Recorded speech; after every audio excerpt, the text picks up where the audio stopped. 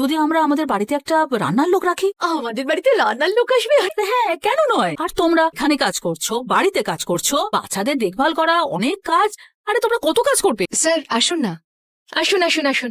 নমস্কার স্যার, নমস্কার। আমাদের কি সৌভাগ্য যে আপনি আমাদের ফ্যাক্টরিতে এসেছেন। আপনি এরকম বলবেন না, কাজে এসেছি। বলছি আপনার 500টা মূর্তি তৈরি হয়ে গেছে তো? আচ্ছা, আমি আপনাদের বলতে চাই যে এই মূর্তিগুলো কিন্তু অন্য স্টেটেও যেতে পারে, কিন্তু মাথায় রাখবেন। কখনো ভাবিনি যে মূর্তি তৈরি করে কখনো রোজগার করতে পারবো।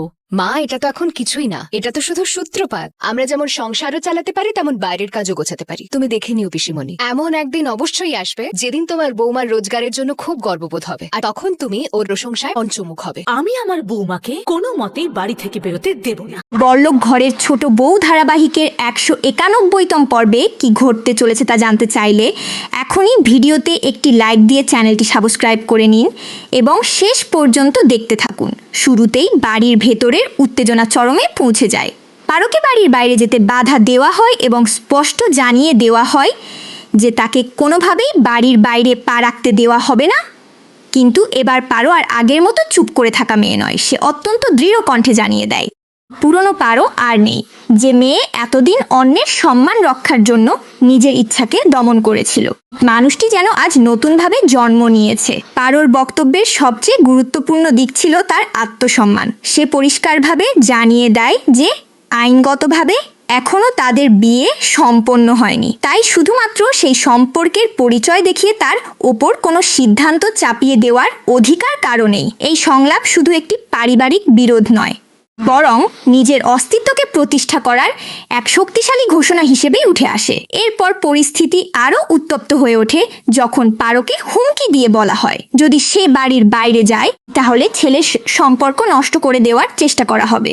কিন্তু সেই হুমকিও পারোকে একটুও দুর্বল করতে পারে না, বরং সে পাল্টা জানিয়ে দেয় ঘৃণার বোঝা সে আর নিজের কাঁধে নেবে না। একজন মানুষের সারা জীবনের তিক্ততা আর ঈর্ষা অন্য কারো জীবনের নিয়তি হতে পারে না, এই বার্তায় সে অত্যন্ত স্পষ্টভাবে তুলে ধরে। এই সময় আরেকটি গুরুত্বপূর্ণ পরিবর্তন দেখা যায় পল্টুর মধ্যে। এতদিন যে ছেলে নিজের মায়ের সামনে খুব বেশি কথা বলতো না, পল্টুই আজ প্রথমবার মায়ের সিদ্ধান্তের বিরুদ্ধে দাঁড়িয়ে যায়। সে মাকে ক্ষমা চেয়ে বললেও স্পষ্ট জানিয়ে দেয় এবার পারোর ব্যাপারে কোনো সিদ্ধান্ত আর চাপিয়ে দেওয়া যাবে না। পারো প্রদর্শনীতে যাবে, সে নিজেও তার সঙ্গে যাবে। এই একটি সিদ্ধান্ত পুরো এপিসোডের মোড় ঘুরিয়ে দেয়। পল্টুর এই অবস্থান শুধু একজন স্বামীর সমর্থন নয়, বরং একজন মানুষের ন্যায় অন্যায় বোঝার পরিণতিও প্রকাশ করে। দর্শকদের কাছে এই মুহূর্তটি নিঃসন্দেহে অনেক বড় একটি আবেগের দৃশ্য হয়ে উঠেছে, কারণ এতদিন ধরে জমে থাকা দ্বন্দ্বের মাঝে অবশেষে সে নিজের অবস্থান পরিষ্কার করে দিয়েছে। এদিকে পরিবারের অন্য সদস্যরাও একে একে নিজেদের মতো প্রকাশ করতে শুরু করেন।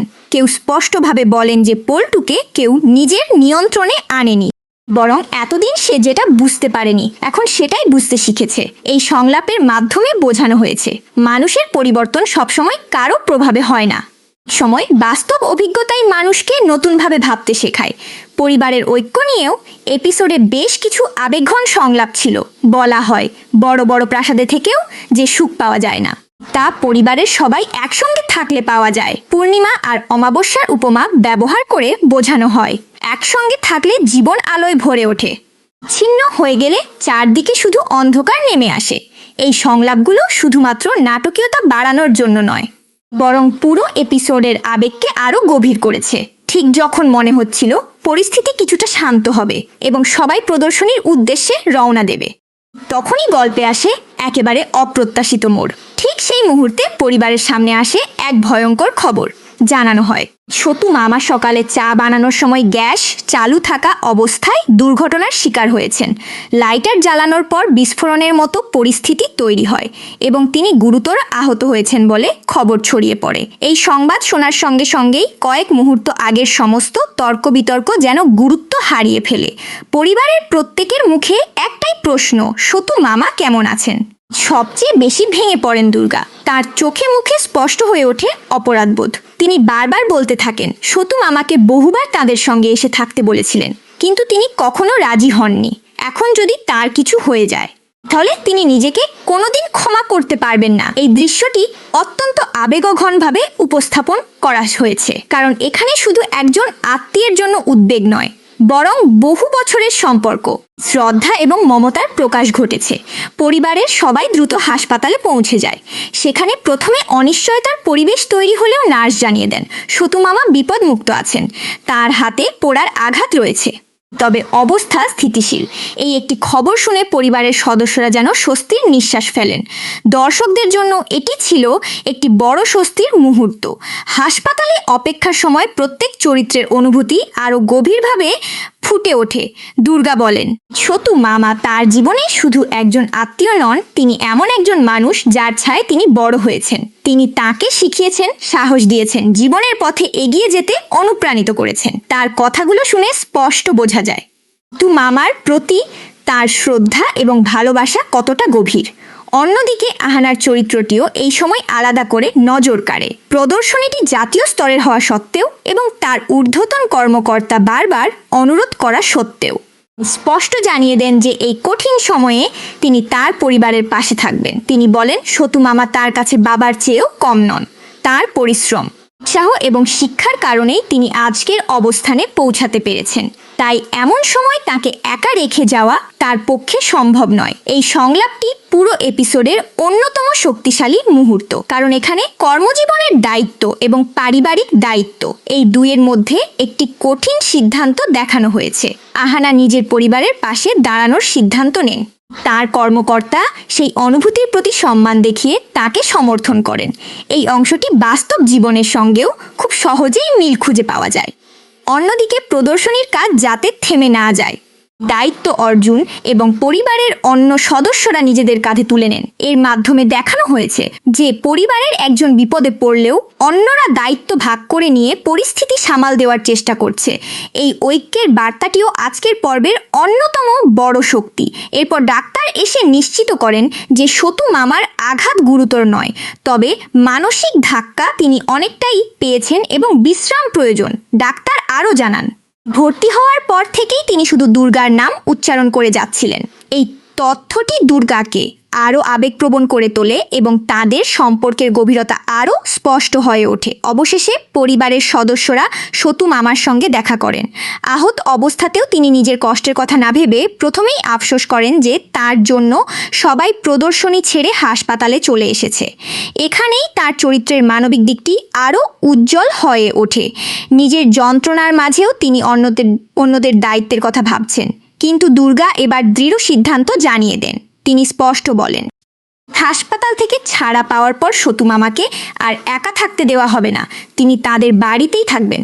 পরিবারের অন্য সদস্যরাও এই সিদ্ধান্তকে সমর্থন করেন এবং বলেন এবার আর তাকে একা ফেলে রাখা হবে না। তবে এখানেও সমাজের ভয় সামনে আসে। সতু মামা এবং পরিবারের অন্য সদস্যরা আশঙ্কা প্রকাশ করেন যে তাকে বাড়িতে নিয়ে গেলে আবার নানা কটূক্তি, অপমান এবং অশান্তির সৃষ্টি হতে পারে।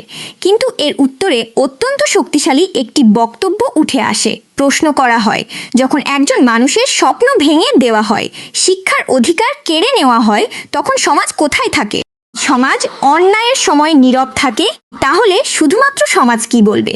এই ভয়ে সঠিক সিদ্ধান্ত থেকে পিছিয়ে আসার কোনো মানে হয় না। এই সংলাপের মধ্য দিয়েই আজকের এপিসোড শেষের দিকে এগিয়ে যায় এবং দর্শকদের সামনে একটি বড় সামাজিক প্রশ্ন ছুড়ে দেয়। পরিবার কি সমাজের ভয়ে নিজের আপন মানুষকে দূরে সরিয়ে রাখবে, নাকি সব বাধা অতিক্রম করে একসঙ্গে থাকার সিদ্ধান্ত নেবে?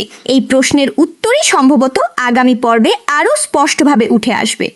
আজকের পর্বে সবচেয়ে বেশি প্রশংসা পাওয়ার মতো বিষয় ছিল পারোর আত্মবিশ্বাস, পল্টুর দৃঢ় অবস্থান, আহানার পারিবারিক মূল্যবোধ এবং দুর্গার নিঃস্বার্থ ভালোবাসা। অন্যদিকে ঘৃণা, অহংকার এবং জেদের ফল কিভাবে একজন মানুষকে নিজের কাছের মানুষদের থেকে দূরে সরিয়ে দিতে পারে, সেটিও অত্যন্ত স্পষ্টভাবে তুলে ধরা হয়েছে। আগামী পর্বের সম্ভাবনার কথা যদি বলা হয়, তাহলে আজকের ঘটনাগুলোর ভিত্তিতে মনে হচ্ছে সতু মামাকে বাড়িতে নিয়ে আসার বিষয়টি নতুন করে পারিবারিক সংঘাত তৈরি করতে পারে। একই সঙ্গে পারোর সিদ্ধান্ত এবং পল্টু সমর্থন ভবিষ্যতের সম্পর্কগুলোকেও নতুন মোড়ে নিয়ে যেতে পারে। তবে এগুলো শুধুমাত্র আজকের এপিসোডের ঘটনা প্রবাহের ভিত্তিতে করা বিশ্লেষণ। নিশ্চিত তথ্য নয়। সব মিলিয়ে আজকের পর্বে আবেগ, পারিবারিক টানাপোড়েন, আত্মসম্মান, দায়িত্ববোধ এবং সম্পর্কের মূল্য সবকিছুরই সুন্দর সমন্বয় দেখা গেছে। শুরু থেকে শেষ পর্যন্ত গল্পের গতি দর্শকদের ধরে রাখতে সফল হয়েছে এবং শেষ মুহূর্তে এমন একটি প্রশ্ন রেখে গেছে যার উত্তর জানার জন্য আগামী পর্বের অপেক্ষা করতেই হবে। আপনাদের মতে পারোর প্রতিবাদ কি একেবারে সঠিক ছিল? পল্টুর এই পরিবর্তন কি অনেক আগেই হওয়া উচিত ছিল? আর সতু মামাকে কি এবার সত্যি পরিবারের সঙ্গে নিয়ে আসা উচিত? আপনাদের মতামত অবশ্যই কমেন্টে জানাবেন। যদি এই রিভিউ ভালো লেগে থাকে তাহলে ভিডিওটি লাইক করুন, চ্যানেলটি সাবস্ক্রাইব করুন এবং আগামী পর্বের বিস্তারিত বিশ্লেষণ সবার আগে পেতে আমাদের সঙ্গেই থাকুন।